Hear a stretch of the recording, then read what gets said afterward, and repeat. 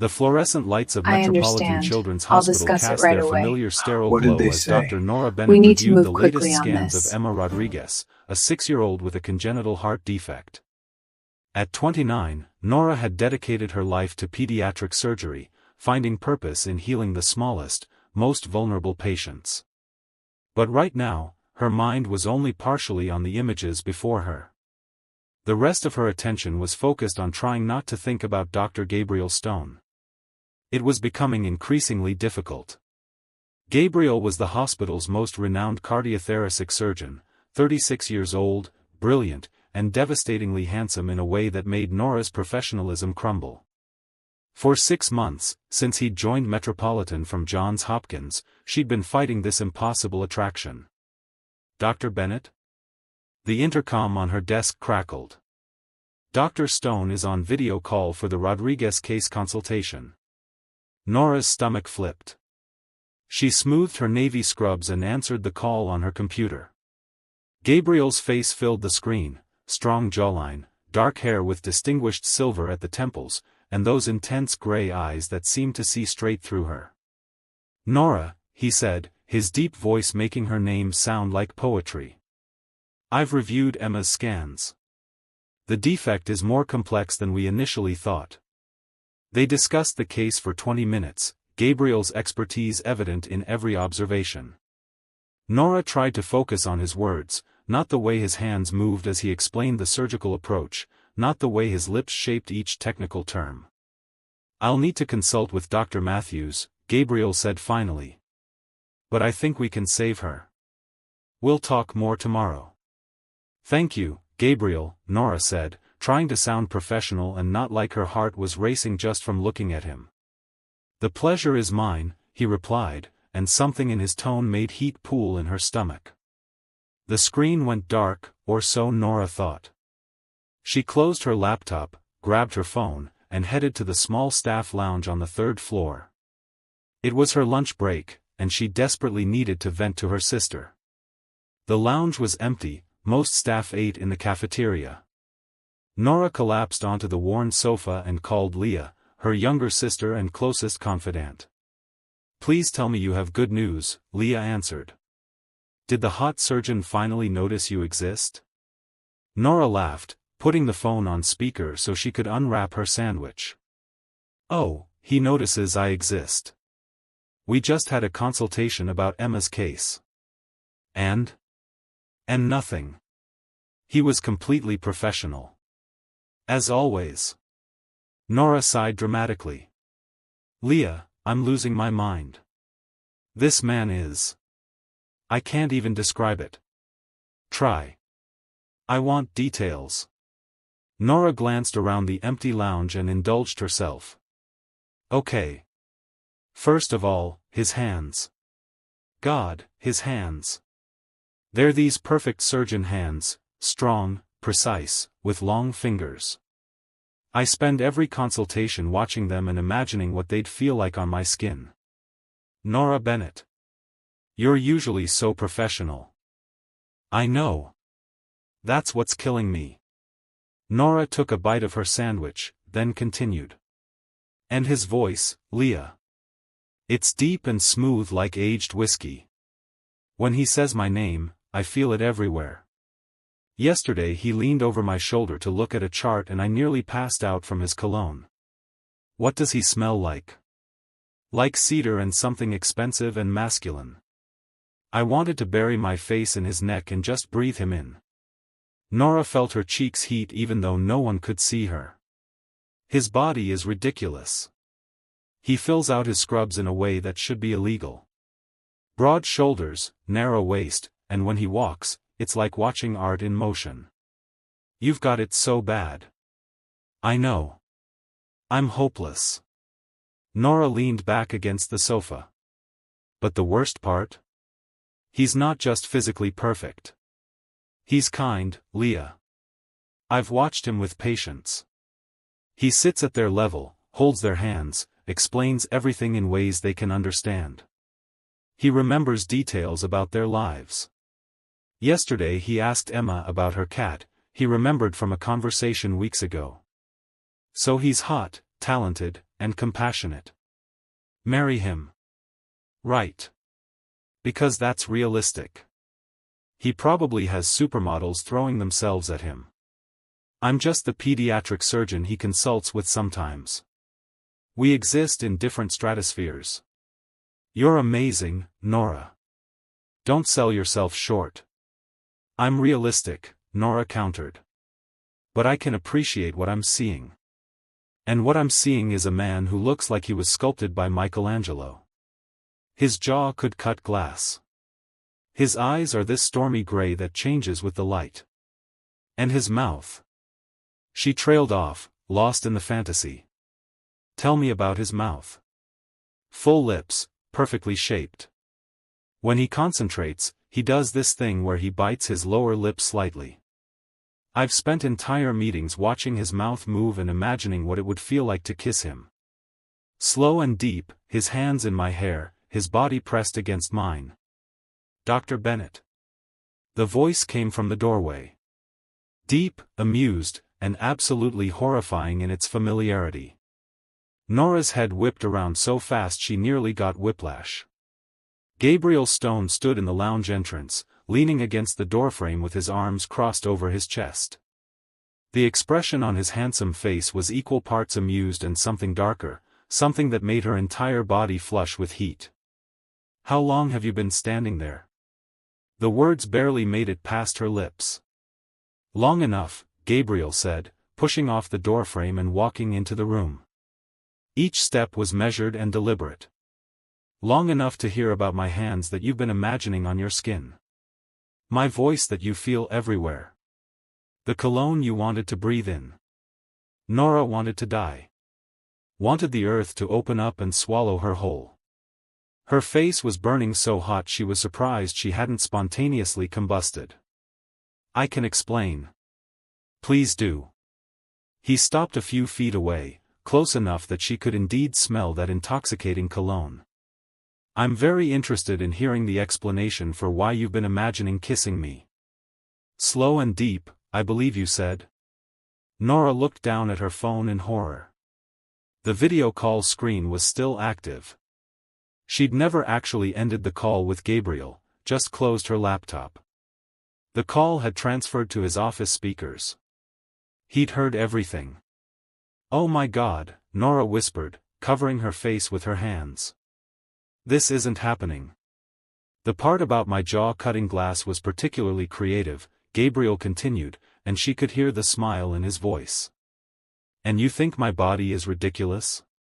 I'm not sure if that's a compliment or not. It's a compliment, Nora muttered through her fingers. Everything was a compliment. Obviously. Since you heard my complete mortifying breakdown about how attractive I find you. Look at me, Nora. She shook her head, keeping her hands firmly over her face. Nora. His voice was closer now, gentle but commanding. Look at me. Slowly, she lowered her hands. Gabriel was standing directly in front of her now, close enough that she had to tilt her head back to meet his eyes. Those stormy gray eyes that were currently watching her with an intensity that made her knees weak. I'm so sorry, she said. That was completely unprofessional. I never meant for you to hear any of that. Don't apologize. Gabriel's voice dropped lower, more intimate. Do you know how long I've been trying to figure out if you felt even a fraction of what I feel when I'm around you? Nora's breath caught. What? I notice you, Nora. I notice everything about you. He reached up, gently pulling her hands away from where she'd started covering her face again. The touch of his fingers on her wrists sent electricity shooting up her arms. I notice how your eyes light up when you successfully complete a difficult procedure. How you always have a lollipop ready for your young patients. How you bite your lip when you're concentrating on scans. How beautiful you are when you're passionate about saving a child's life. Gabriel. I've been trying to find an excuse to ask you out for 3 months, he continued, his thumbs now tracing small circles on her wrists. But I didn't want to make you uncomfortable. Didn't want you to think I was using my position inappropriately. So I've been professional. Kept my distance. Tried not to notice how your presence lights up every room you enter. Nora felt like she couldn't breathe. You've been thinking about me? Constantly. His eyes searched hers. So here's what I'm thinking now. You're attracted to me. I'm attracted to you. We're both adults. What if we did something about it? Like what? Like dinner. Tonight. Not as colleagues. Just as Gabriel and Nora, two people who clearly can't stop thinking about each other. She should say no. It was the professional thing to do. But looking into his eyes, seeing the genuine interest and desire there, she found herself nodding. Yes. Okay. Dinner. Gabriel's smile was radiant, transforming his usually serious face. 7 tonight. I'll pick you up. And Nora? Yes? For the record, he said, leaning close enough that his lips were inches from hers, your fantasies about my mouth? I've been having the exact same fantasies about yours. Then he stepped back, leaving her breathless and burning, and walked out of the lounge with a smile that promised everything. Nora looked down at her phone, where Leah was still connected and had heard everything. Oh my God, Leah's voice came through, shrill with excitement. You have a date with the hot surgeon. And he feels the same way. Nora collapsed back onto the sofa, her heart racing, her entire body tingling from that brief touch. She'd forgotten to mute the call, and it had changed everything. Nora changed outfits 5 times before Gabriel arrived. She finally settled on an emerald green dress that made her eyes pop and showed just enough without being inappropriate for a first date. When Gabriel appeared at her door in dark jeans and a charcoal Henley that hugged his frame perfectly, her mouth went dry. Out of scrubs, he was even more devastating. You look breathtaking, he said, his eyes traveling over her appreciatively. Dinner at a quiet Italian restaurant turned into 3 hours of conversation that flowed like they'd known each other for years. Gabriel told her about losing his wife to breast cancer 5 years ago, how he'd buried himself in work to cope. I stopped living, he admitted, his hand finding hers across the table. Just existed. Until I started noticing this brilliant, beautiful surgeon who made me want to feel again. Nora shared her own fears, of letting someone in, of being vulnerable, of losing herself in a relationship. Medicine has been my safe space. The one thing I could control. What if you didn't have to choose? Gabriel asked. What if you could have both? One date became 2, then 3. They tried to keep it quiet at the hospital, but hiding chemistry like theirs was impossible. Stolen glances in hallways. Fingers brushing when passing charts. Lingering touches that lasted a heartbeat too long. Working late on Emma's surgical plan, alone in his office, the tension finally broke. Gabriel's eyes darkened as he looked at her across his desk. Come here. Nora circled the desk, and the moment she was close enough, Gabriel pulled her into his lap. Their first kiss was explosive, months of suppressed desire igniting between them. His hands tangled in her hair, her fingers gripped his shoulders, and the world fell away. My place, Gabriel breathed against her lips. Now. His apartment was all modern elegance, but Nora barely noticed. Gabriel led her to his bedroom, and they made love with a passion that left them both breathless. He was gentle but intense, worshipping her body like she was precious, whispering how beautiful she was, how long he'd wanted this. You've brought me back to life, Gabriel said afterward, holding her close. Made me feel human again. They fell into a pattern, meeting at his place after shifts, stealing moments when they could, but staying professional at work. Until head nurse Sarah cornered Nora in the staff room. You and Dr. Stone, Sarah said, not unkindly. How long? I don't know what you. Honey, everyone knows. The way you look at each other could start fires. Nora felt panic rise. We've been careful. It doesn't affect patient care. I believe you. But hospital administration might not. That night, Gabriel wanted to go public. "I'm serious about you, Nora." "Why hide it?" "Because I've worked too hard to have people think I'm sleeping my way up," Nora said, frustration bleeding through. "You're established. Your reputation is bulletproof. But me? I'm just starting. This could destroy my career. So what do we do?" "I don't know," Nora whispered. "I just know I'm not ready for everyone to know." Gabriel pulled her close, but the tension between them remained. Their secret was a ticking time bomb, and both knew it was only a matter of time before it exploded. The explosion came 2 weeks later. Emma's father, picking up his daughter after a follow-up, saw Gabriel kiss Nora in the hospital parking garage. He snapped a photo and, thinking he was being helpful, sent it to hospital administration with a note, "Thought you should know your doctors seem very close." Within hours, both Nora and Gabriel were summoned to Dr. Patricia Morse's office. The chief of surgery sat behind her desk with the photo displayed on her computer, her expression grave. "I need to ask directly," Patricia said. "Are you two in a romantic relationship?" "Yes," Gabriel said firmly, taking Nora's hand. "For 2 months. And it hasn't affected our work in any way." "That's not for you to determine," Patricia replied. "We have concerns about ethics, liability, patient perception. The power dynamic alone is problematic." "There's no power dynamic," Nora protested. "Gabriel hasn't given me any special treatment." Patricia pulled out a file. "You were assigned to the Rodriguez case. You received a merit increase 3 weeks ago. You're being considered for the pediatric fellowship.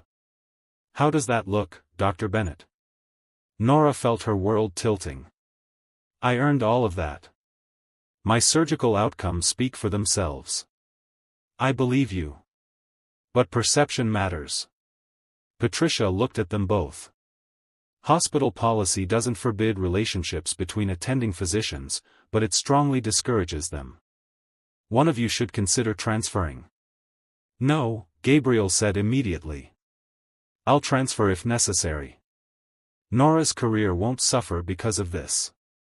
"I don't want you to sacrifice your position for me," Nora said, turning to him. "This isn't a sacrifice. You're more important than any job." But the damage was already done. By the end of the day, the entire hospital knew. Nora felt eyes following her everywhere. Some colleagues were supportive, but others whispered. Dr. Richard Cole, Gabriel's rival, made a pointed comment in the OR. "Interesting how Dr. Bennett suddenly landed the fellowship recommendation. Must be nice to have connections." Nora confronted Gabriel in his office that night. "Did you recommend me because we're together?" "I recommended you because you're the best candidate," Gabriel said, hurt flashing in his eyes. "Your skills, your patient outcomes, your dedication, that's why. But how will anyone believe that now?" They fought, really fought, for the first time. Gabriel insisted their relationship was worth any professional cost. Nora argued that she couldn't let him destroy his career for her, and she wouldn't let her own reputation be reduced to sleeping with the boss. "Maybe we need a break," Nora said, tears streaming down her face. "Figure out if this is worth it." "It is worth it," Gabriel said desperately. "Nora, please. I can't think clearly when I'm with you. I need space." She left him standing in his office, both of them shattered. 2 weeks of barely speaking followed, painful, professional exchanges about patients only. Until Emma's mother pulled Nora aside. "I don't know what happened between you and Dr. Stone," Sarah Rodriguez said gently, "but whatever it is, please work it out. Love like that is rare. Don't let fear take it away." But Nora didn't know if love was enough to overcome the professional damage they'd caused. The call came at 2 a.m. 7-year-old Marcus Chen had been in a car accident, severe chest trauma, heart damage. Only Gabriel had the expertise to save him. Nora was assigned to assist despite their separation. In the OR, they fell into perfect synchronicity. Gabriel's hands moved with precision while Nora anticipated his every need. 4 hours of intense surgery, working as one unit, communicating with looks and small movements. They saved Marcus's life through sheer skill and seamless teamwork. In the scrub room afterward, exhausted and high on adrenaline, they nearly kissed. Gabriel's hand cupped her face, their lips inches apart, then the door opened and they jumped apart. The next day, Dr. Richard Cole filed a formal complaint. He claimed their relationship had compromised patient care, that Gabriel was distracted, that Nora was unqualified for her position. All lies, but the hospital had to investigate. Nora was devastated. Her professional reputation, everything she'd worked for, was being destroyed. Gabriel confronted Cole in the hallway, in front of half the staff. "You're a jealous, bitter man who can't stand that someone is better than you. Your complaint is baseless, and you know it." "Prove it," Cole sneered. "The board hearing is in 2 days." The hospital board called an emergency session. Both could lose their positions. The night before the hearing, Gabriel showed up at Nora's apartment, drenched from the rain. "I can't do this," he said, water dripping onto her floor. "I can't pretend you don't mean everything to me. I can't lose you. Gabriel." He dropped to one knee, pulling out a ring box. "I've been carrying this for 3 weeks. Marry me, Nora. I don't care about the hospital, the board, any of it. Just say you'll be mine." Nora stared at the ring, a simple, perfect solitaire. "You're proposing? Now? In the middle of this disaster? Especially now. Because I need you to know that whatever happens tomorrow, I choose you. I'll always choose you." Tears streamed down Nora's face. "I want to say yes. But we can't make life-altering decisions when we're emotional and terrified. This isn't emotion. This is certainty." Gabriel stood, taking her hands. "I love you. That's the only thing I'm certain of in this world." "I love you too," Nora whispered. "But let's get through tomorrow first. Then we'll talk about forever." They made love that night with desperate intensity, both terrified it might be the last time. Gabriel held her afterward, his heart pounding against her back. "Whatever happens," he murmured into her hair, "we face it together." The morning of the hearing, Nora dressed in her most professional suit, preparing to defend not just her relationship, but her entire career. She refused to let fear or others' judgment take away the best thing that had ever happened to her. The boardroom was packed.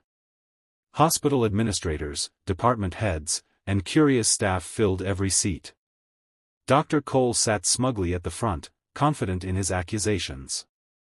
Gabriel testified first, his voice steady despite the stakes.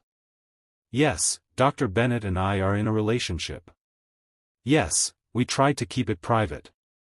But not once has it affected our patient care. Every decision I've made regarding her career has been based purely on merit." Cole's attorney presented the evidence, the fellowship recommendation, the case assignments, the salary increase. All circumstantial, but damaging in aggregate. Then Nora took the stand. She presented her surgical outcomes, success rates above the hospital average. Patient satisfaction scores in the 98th percentile. Peer reviews praising her skill and dedication. She addressed every single instance Cole claimed was favoritism, providing documentation proving merit-based decisions. "I've earned every recognition I've received," Nora said clearly. "My relationship with Dr. Stone has never compromised my judgment or my work. If anything, working with him has made me a better surgeon because I learned from the best." Then came the surprise witnesses. Emma's parents, Sarah and Miguel Rodriguez, walked in. "Our daughter is alive because of Dr. Bennett and Dr. Stone," Sarah said, her voice shaking with emotion. "We watched them work together with perfect precision. They saved Emma's life. We don't care if they're in love, we're grateful they are, because that connection made them even better together. More colleagues testified. Nurses who'd worked with them. Other surgeons who'd observed their professionalism. Even head nurse Sarah vouched for them. They've never been anything but professional in front of patients or staff, Sarah said. Their relationship is their business. Their work speaks for itself. The board deliberated for 3 agonizing hours. Nora and Gabriel waited in the hallway, hands clasped, both knowing they'd fight for each other regardless of the outcome. Finally, the board returned. Patricia Morse read the decision.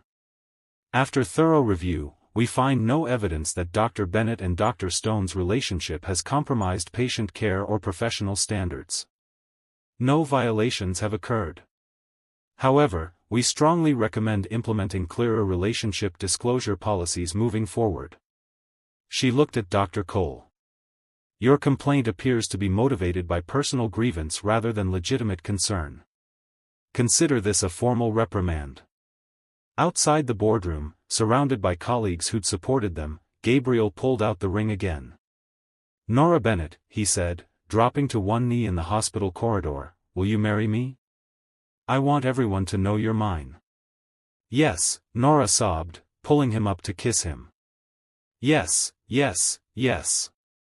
6 months later, they married in the hospital chapel where they'd met.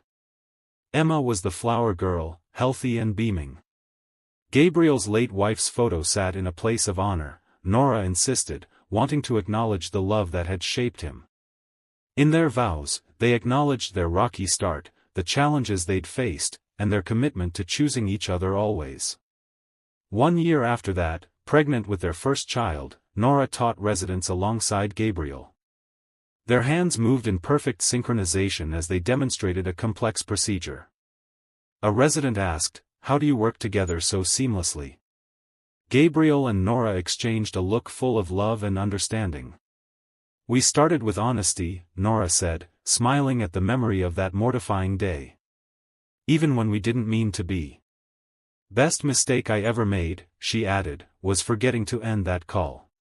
Gabriel pulled her close, kissing her temple. Best decision I made was listening instead of walking away. They'd started with an accidental confession and built something real, a partnership in medicine and in life that proved love and career could coexist beautifully. Sometimes the most embarrassing moment becomes the greatest gift. Sometimes forgetting to mute changes everything. And sometimes, the doctor hears exactly what he needs to hear.